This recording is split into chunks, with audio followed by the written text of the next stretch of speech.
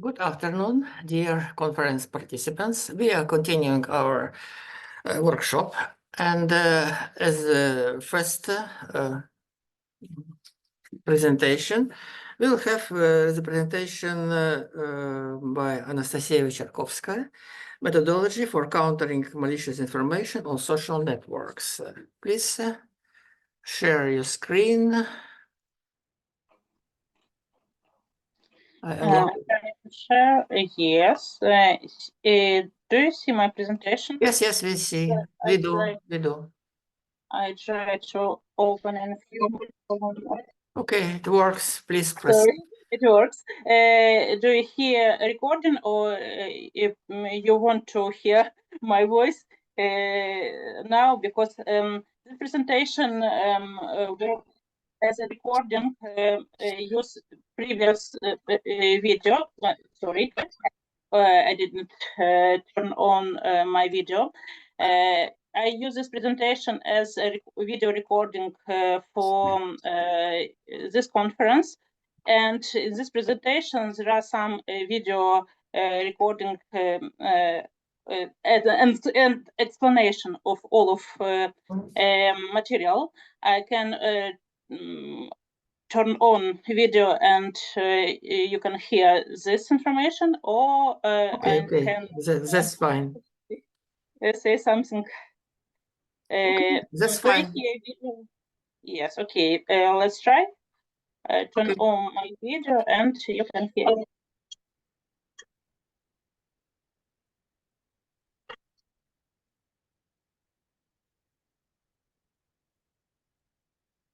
Something wrong with sound. No sound currently. Oh, okay. Okay, I'll try to. You didn't hear any recording, yes? Yeah. Yes. We didn't hear the sound.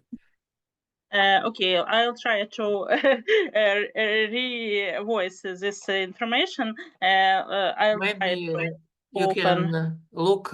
Maybe you can look under the select speaker in Zoom. Okay, I'll try to revoice this information. My name is Anastasia Vycharkovskaya, and I'll try to present you our presentation about methodology and countering malicious information in social networks. In this presentation, it's very hard for me because voice, I see my voice in my presentation and you didn't hear this voice. In this presentation, we will explore the methodology and technology aimed to counter malicious information within social networks. The discussion is very interesting because problems are very actual, and in our presentation, we include models and algorithms and source analysis ranking count measurement information in social networks. Social networks also very useful for our world, and the goal of this presentation and this work is to increase the effectiveness of countering mismeasurement information in social network by analyzing the sources of mismeasurement information and automating a process selecting count measurement information. We also ran some. We also ran some. Previous slide. We also rank some and prepare some model and algorithm for source analysis and ranking for count measurement. It will be like some of responsiveness, the time it takes into account measurement information in social media, validity, it's set of considered parameters of the select object and influence and count measurement in the process and count directions, and source consumption, the probability that the amount of resources used will not exceed an acceptable value. And next one, you see sorry, video is on. In the next slide, you see schematic algorithm for analyzing sources and ranking count measurement. An algorithm of ranking sources by potential, the source estimation algorithm, and algorithm of sorting object influence. All of this algorithm included in this very big algorithm which we use in our system. Next one, we see some methodology for countering and match measurement information in social networks. And the next slide, we see some architecture of system. This architecture include some levels. We have 3 levels of architecture. In this architecture of system, you see external system measurement level, count rating level, and level of manipulation and count measurement. Next one, in the first level, in measurement level, we have visualization component and data set. In the next level, we content SQL Server and database. In the last level, we have count measurement selection component and count measurement implementation component. Next one, we have some experiment data, which we use for our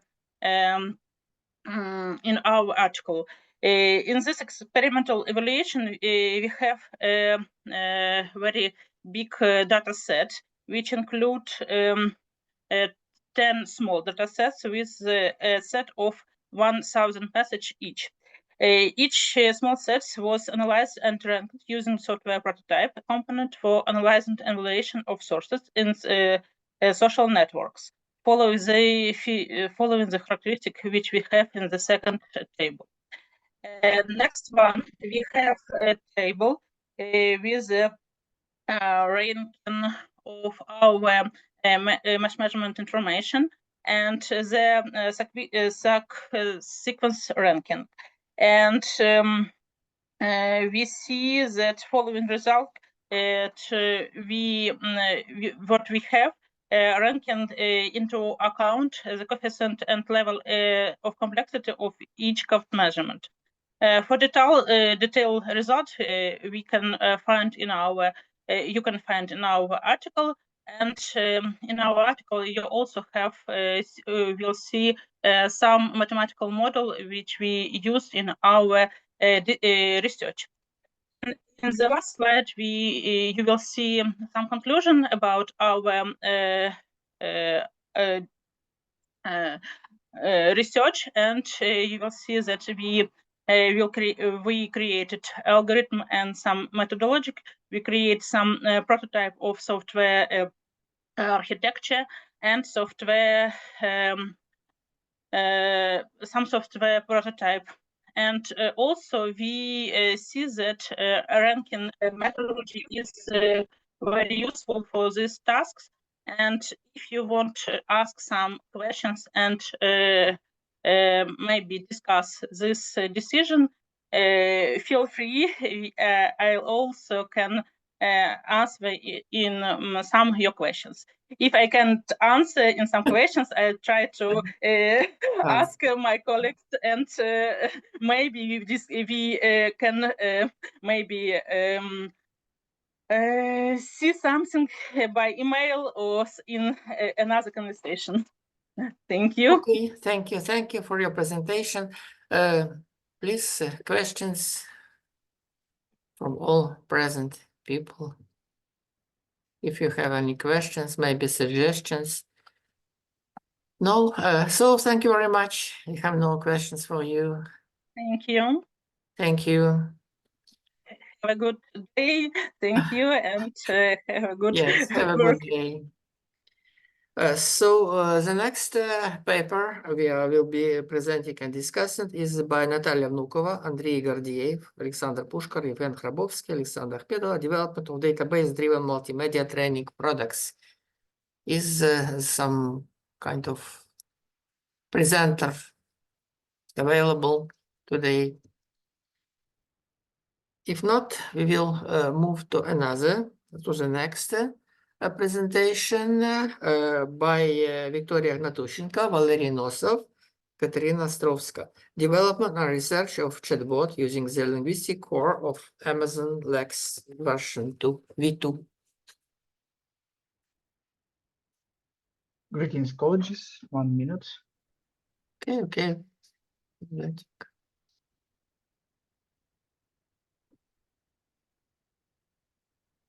Can. So, can you see my presentation? Yes, we do. Super. Let's begin. I present your work titled Development and Research of Chatbot using the linguistic core of Amazon Lex version 2. The main goal of our research is to develop a text and voice recognition system using Amazon Lex version 2. Sorry, I can see I'm without video. Fix it. Using the AWS console predominantly, an example chatbot is created to simulate certain functions of a banking assistant, such as intents related to currency exchange rates. Experiment with configuration to optimize performance. It is necessary to maximize the efficient utilization of AWS resources. Integrate the system into a specialized application. A serverless application is deployed on AWS, which integrates the developer chatbot. Deploys the application in a cloud environment and utilize Amazon Lex for natural language understanding and voice recognition capabilities. Both manual and automated testing are conducted. So next slide. So natural language processing is the ability of computer program to understand human language as it's spoken or written, which is referred to as natural language.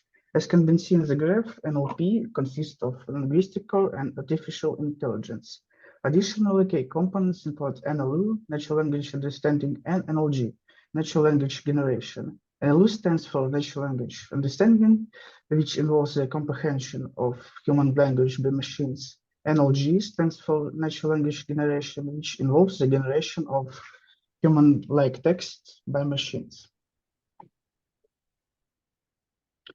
So next slide. The main stages of NLP function as follows. Problem and context definition. In our case, it involves determining the intents. Data collection and input data determination. This refers to what the user inputs into the system as their query. Text normalizations, preparing it for processing. Grammatical word tagging, defining them as part of speech. Named entity recognition, near vectorization, and utilizing machine learning algorithms for NLP tasks. On this slide, you can see the most basic algorithms used in NLP. When it comes to Amazon Lex version 2, the following should be highlighted. Neural network-based models for intent classification and slot filling. Deep learning architectures such as recurrent neural networks or transformer models for natural language understanding tasks. Named entity recognition algorithms for identifying and extracting entities from user utterances. Probabilistic models for language understanding and dialogue management. Statistical methods for text processing and analysis, and machine learning algorithms for intent matching and context handling. On this slide, the list system are commercial text and voice recognition platforms that share similar infrastructures and approaches. IBM Watson Assistant, Amazon Lex version 2, Azure Bot Service, and Google Cloud Dialogflow. Each platform offers unique features and strengths catering to different technical requirements and preferences, but the choice has fallen on Amazon Lex due to AWS infrastructure. So what about Amazon Lex version 2? This service allows developers to incorporate voice and text conversational interfaces into the software products they develop. Within the project, a test chatbot was developed along with all necessary infrastructures to facilitate platform capability testing. So next slide. Oh, sorry. During the bot development process, entire infrastructure was deployed in AWS. The image illustrates the resulting infrastructure. Sorry, let's keep it one slide. The architecture is divided into two blocks: web applications, which includes static web page and network access settings, and LexBot, the actual bot created through the AWS console, and Lambda application written in Java language. The main focus of the development was on core components in Amazon Lambda and configure intents and conversation flow in Amazon Lex for future patternize. Next slide. To enable the bot to interact with third-party APIs via Lambda and access the internet, a series of configuration must be performed within the AWS Virtual Private Cloud. This typically involves setting up the VPC itself, configure its network routing tables, and establishing both public and private subnets. So key parameters of the bot: English language, due to limitations of other languages, 10 intents, 6 type of client data or slots, and Lambda function programmed in Java. To develop the website, a JSON template was prepared in AWS CloudFormation, describing the entire infrastructure required for the website operation. After loading the template, the deployment process is initiated. So, next slide. Lex assigns confidence scores to recognize intents indicating the likelihood of a match. Interpretations provide additional details about recognized intents, such as input text or extracted slots. Based on confidence scores, Lex selects the intent with higher score. This process ensures accurate understanding and appropriate responses to user inputs. The slide depicts a JSON representing the typical message structure sent by the bot to Lambda, written in Java, when executing an intent. As you can see. So next slide. This slide presents the research findings. Chatbot testing was conducted using 6 different intents, employing both text and voice inputs. On average, voice recognition quality was found to be 10% lower. The results from manual testing were used as input for automated testing in test workbench. After conducting automated testing using the test workbench platform, the following results were obtained. Intent statistic was compiled based on 734 recognized utterances. This means the bot comprehended this number of user inputs conversations and successfully interpreted them into 519 intents.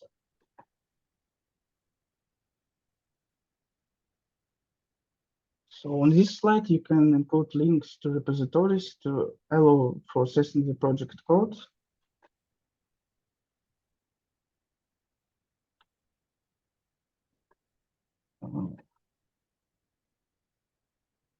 Simple example of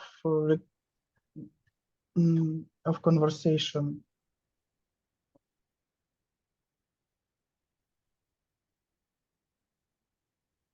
Sorry. And conclusions. The research finding indicates that while Amazon Lex offers a wide range of features, it faces inherited limitations, especially in terms of linguistic capabilities. The platform's support for a limited number of languages may pose challenges for organizations and developers aiming to deploy conversation AI solution in multi-language settings. However, the hurdle can be overcome by leverage additional Amazon services to create customized bot tailored to specific language needs, thereby enhancing inclusivity and diversity. With proper configuration, the chatbot potential application are vast, ranging from medical consultation to providing essential advisory services in military settings. Thank you for your attention. Thank you. Thank you for your presentation. And please, questions for our presenter.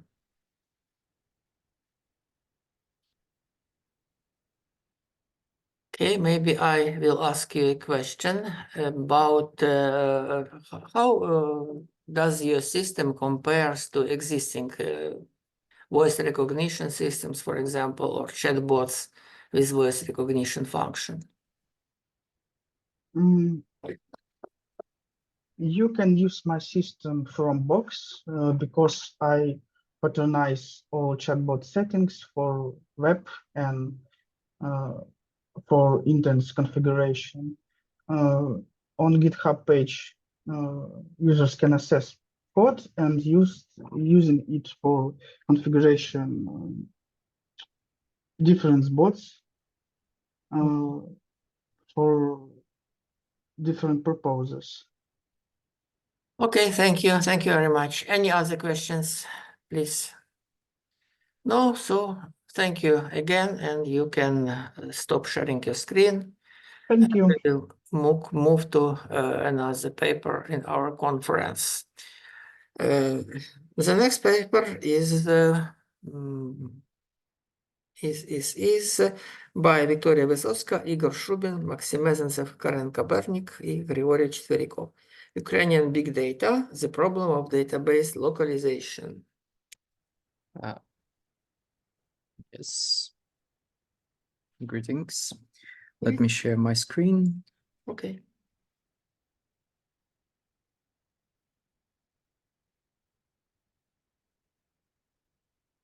Okay. Can you see it well? Yes, we do. Let's 1 second. Let me. Okay. So, as you know, the topic of our research is Ukrainian big data and the problem of database localization.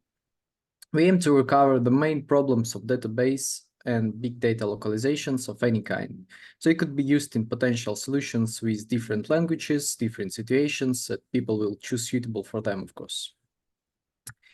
And firstly, let's address the issue. Why do we localize our databases? Why we translate it into Ukrainian? And there's a few reasons for that. Firstly, that we need to meet the local business needs, because some different services and more Ukrainian different sources are translating their websites, databases, and services into Ukrainian. Because previously they had the Russian localization, but more people are transferring to Ukrainian language and they want to see Ukrainian language in their services and the sources that they use. That's a high and very valuable reason why you should localize your database. Maybe it's not just an internal feature that you don't need to show people, like some internal database, but it's some kind of data that shows up on your service, on your website, then that's a very good reason to localize it. And the other reason that we highly support is Ukrainization, and Ukrainization tendencies is rising in Ukraine. That's everything that previously was not translated into Ukrainian. Maybe it was translated to some other languages, but it is made in Ukraine, so we arise to translate it into Ukrainian language. And more people start speaking Ukrainian language, they transfer to it. That's why more businesses are trying to translate their internal big data databases to Ukrainian. The other reason for that could be government regulations, because maybe in some regions or maybe in your region, not just different from Ukraine, your service needs to be translated to a specific database, or big data that shows in your services has to be a special language. For example, in Ukraine, the public services need to show up all the information, for example, menus in all different restaurants in Ukrainian language, of course. Or you just need to simplify the understanding of people with your service, it's just to simplify the communication between your app and your customer. That's also a reason for that. And here you can see the overall architecture for our research, how we've done it, and the main points of the research. the main point, of course, was to find an effective system architecture for the database localization, not just do a simple example of realization or of the solution on some point, or just define the best and effective architecture. We've defined the possible system bottlenecks where we can find the problems on which steps and which points they can be caused. Of course, in comparison to the existing tools, how you should use it in your localization and what tools you could use in your localization solution. And now you can see on the right, we have this little diagram that shows us how the research was going. It's a basic overall diagram, not in detail, but as you see, we have our JSON dataset. It is going to load some data into our database. The database is just made to simulate our big data solution that we already have for your application. Then we're going to retrieve the special text from database, the rows or any kind of data that you have in your relation or non-relational database. It doesn't actually matter. Then we filter the data and get the text for every kind of linked table or the database that you choose that is suitable for you. If it's linked tables or it's just rows or it's just simple text split by special symbols, it actually doesn't matter. So we're not specifying the exact service that we used here for translation, but the comparison of the present services is present in research, and you can check it later. Then we retrieve this data. We send it to the translation. We retrieve it, and we split it by the previously defined stoppages of the data if you had rows. And basically, it's a very simplified version of our research, but it will show you the exact how the things worked and how basically we did it. Because the difference in architecture would be how we retrieved the data and how we saved it to lower and raise the time to translate it. And we're going to measure the impact on the overall process, time spent, and so on in the later slides. And for example, you can see here also a bit of research which we used to select a database for ourselves by different parameters. Like Ukrainian language support, database type, performance and stability, scalability of the database, and but the most important, of course, it was spread and popularity among the Ukrainian region, because in our region, the most popular database was MySQL, and it's basically used by any Ukrainian local businesses. It's just simpler for them to and more suitable for them to use it. And as an example of results, we can see here two tables. That's both for Google service. The statistics that we covered, that we gathered from our research, you can see the exact results for the Google Translator. We have the average process time, the exact time for translation, and why we did it, because there was two different reasons. Not just test the service, because that won't be necessary for us. Also to test the architecture itself, because how the architecture impacts the time spent for this translation. So we can just split the translation time, and we'll get the resources that we spent for architecture. Also, we can see here the row with API calls number. That's the number of calls that we need to send to the service by the different architectures. And on the right, you see here the mistakes percentage. That's basically the outsourced statistics for the service that we counted just to be a plus for this research, for you to choose if you want to translate your data sets or database in these services. That's what we'll show a bit later too. And right here you can see the mistakes percentage chart that we, after the comparison of all the data, we've created this chart. It shows the mistakes percentage, and what's very interesting for this chart, for you to choose a service that you'll be using for translation, that the more time it took to translate the data, the less percentage of mistakes is appearing. Like, we have our niche, some local Ukrainian translators that took more time to translate the rows, but the mistakes percentage is way less, like 5 times less than regular or most popular services like Google Translate, that has a lot of servers to translate your data. It took a lot less time, but you have a lot of mistakes in your data. And also, basically, that's all for our research. The exact data, the exact percentages and times, and the definition of 3 types of architecture that we used, you can find in the big research list. Let's proceed to questions and answers if you have any. Okay, let's make a couple of questions. First, do some.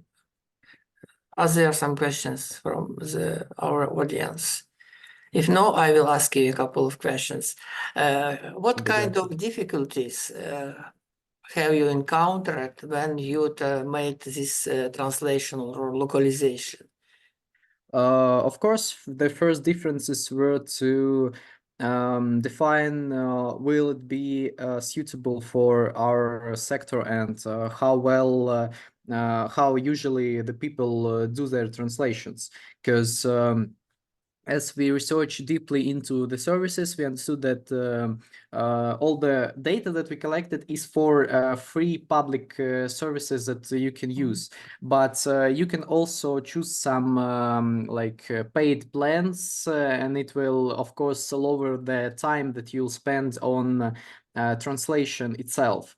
But that was the one issue. The other issue was to define which programming language that we can choose, because which one will be the more suitable, more optimal, and easier for different companies to use. But at the same time, the speed level of this programming language won't be like bottlenecking our translation. And if you have a big data, won't it just stop working? So Okay. we've tried a different Okay, thank you. Maybe another question. How your system will process when the situation when you need several language in the database? For example, the main language is Ukrainian language, and the secondary language is English. Sometimes you have some sort of quotations, some sort of sentences which are not to be translated simply. Yeah. And as you see, this architecture can be also updated or upgraded to the point where basically what it does, what it can do right now is split your text by like rows, or just simply by phrases. And if you need to, you can also put additional step to send such sentences firstly to the AI or any other API that will define the language of your translated text. Or simply you can just define the service that is translating only the separate languages that you will input, and leave the English translation below, because most of the time the services are already have imprinted the process where it translates only the defined language, and it leaves the quotations. Like you can check it up on Google. It usually leaves the regular names and such things, but it only depends on the type of database that you have, because some people have databases with just one or two simple words in it, and some people can have like a big data or big rows with data, and also we've covered this in our research too. Okay, thank you very much, and that's all for today. I see that we have no more presentations today, so I'm closing this workshop for today. I thank you everybody for attending, for your discussion, for questions, for your presentations, and that's all. Thank you very much. Have a good day. Have a good You day. too. Have a good day.